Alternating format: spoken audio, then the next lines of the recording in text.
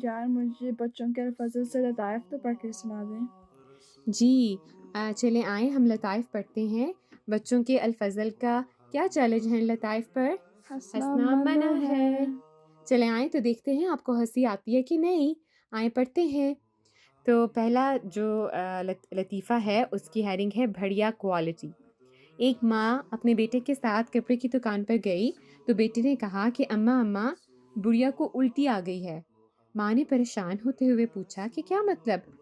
بچے نے دکان کی طرف اشارہ کیا جہاں ایک بورڈ آویزاں تھا جس پر لکھا تھا کہ توجہ فرمائیں بڑھیا کوالٹی آ گئی ہے۔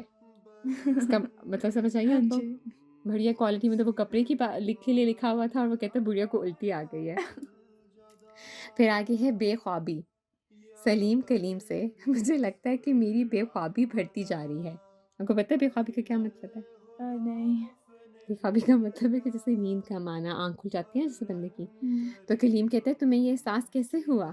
تو سلیم کہتا ہے کل کلاس میں میری آنکھ 2 بار کھل گئی تھی۔ کلاس میں سو رہا تھا۔ پھر ہے انسائکلوپیڈیا۔ مالک اپنے بیوقوف نوکر سے جاؤ اندر سے انسائکلوپیڈیا لاؤ۔ نوکر تھوڑی دیر بعد آ کر بولا یہ لیجیے جناب۔ مالک ارے یہ کیا اٹھا لائے ہو؟ نوکر وہی جو آپ نے کہا تھا کہ سائیکل کا پیڈ۔ اوکے پھر آگے ہے کھمبا۔ 2 آدمی ٹیلی فون کے تار ٹھیک کرنے کے لیے کھمبے پر چڑھ رہے تھے۔ سامنے سے ایک خاتون کار چلاتی ہوئی آئی اور ان دونوں آدمیوں کو دیکھ کر کہنے لگی بیوقوف لوگ ڈر کے مارے کھمبے پر چڑھ گئے ہیں، سمجھتے ہیں مجھے کار چلانی نہیں آتی۔ پانی والا پستول۔ رات کو اسد کی آنکھ کھلی تو کیا دیکھتا ہے کہ اس کے ابا جان اس کا پانی والا پستول تانے کھڑے ہیں اور سامنے ایک چور نے ہاتھ اوپر اٹھا رکھے ہیں۔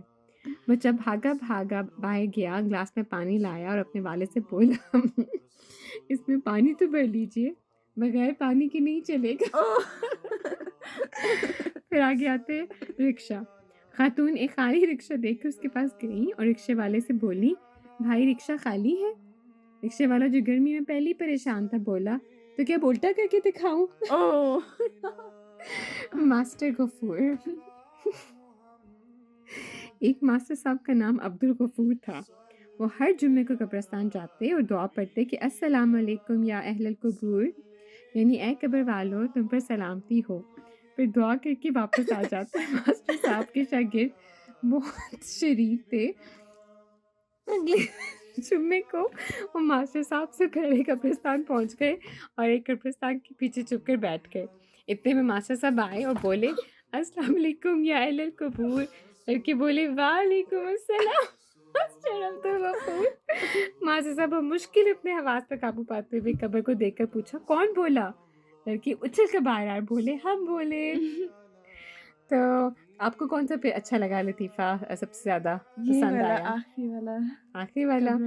ٹھیک ہے، تو جی ساری ہنسنے والے تھے، تو امید ہے سب بچوں کو لطائف پر خوب ہنسی آئی ہوگی۔ تو یہ تو تھے آج کے لطائف۔